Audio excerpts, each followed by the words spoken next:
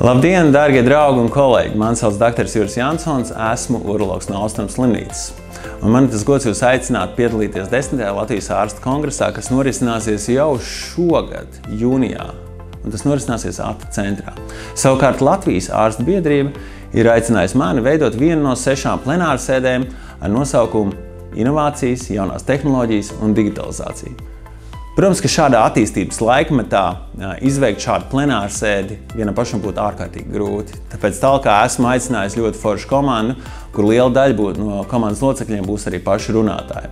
Mūsu komandā ir tādi cilvēki kā dr. Signa Šetlere, dr. Katrīna Priede, dr. Arturs Šilovs, dr. Jānis Vētra, Normunds Staņievičs, kā arī profesors Dainis Krievičs.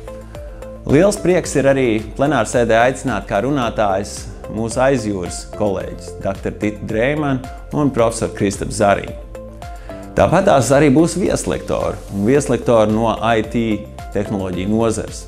Un ļoti interesanti būs dzirdēt mūsu kolēģis no IT nozares, lai saprastu, kur tad Latvija šobrīd atrodas uz šīs tehnoloģiju kartes. Un kas ir tie virzieni, kuros mums iespējams vajadzētu virzīties.